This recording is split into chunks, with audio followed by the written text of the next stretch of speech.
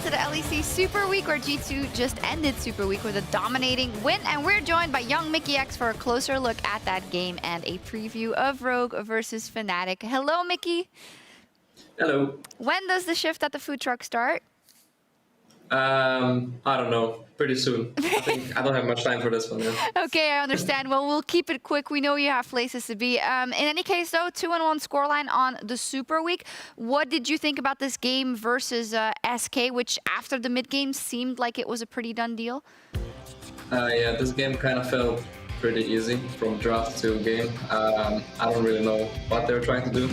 I was kind of confused both in draft and in game. Especially this, like, I don't know. I thought the jungle was here for sure, but I guess he was not. And yeah, overall, we just kind of like played pretty slow. Got stacked Drakes, this 4 Drake, we got stolen, but we got better out of it anyway because they died. So yeah. So Mickey, this game was sure pretty one-sided for the most part, but it felt like your comp was, I'm gonna say, pretty standard.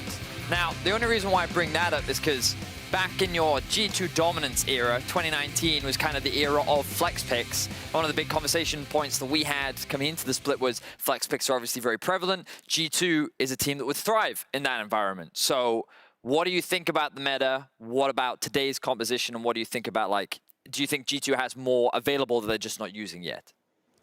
I mean, I guess it just depends. It comes down to what strong champs, that the champs we consider strong, are open. Like, for example, Udyr we picked on first 2, and he's not really a flex. Yeah. I guess Viego can be. So I mean, there's still flex picks, just sometimes it's banned. Like, for example, Akali was banned, Gwen was banned.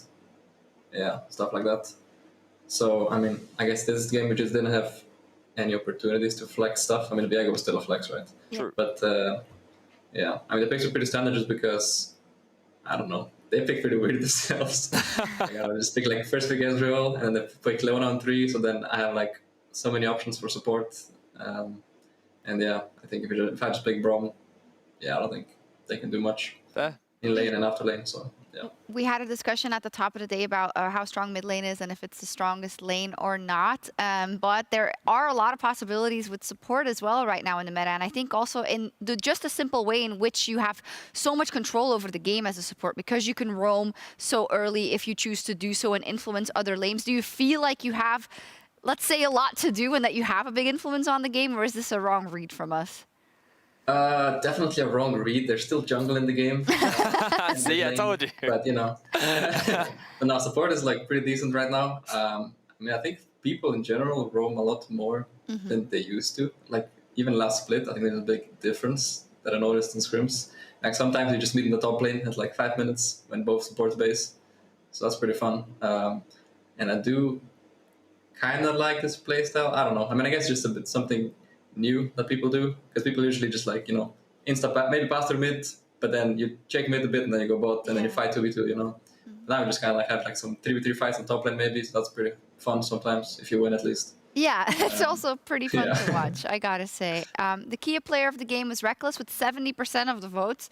Wow, that's pretty high percentage. Overall, Mickey, how do you look back on your Super Week and kind of the first games back under your belt? I mean, against Mad, that game wasn't really in our control, but they kind of gave it away. Even though I felt like both teams played pretty well.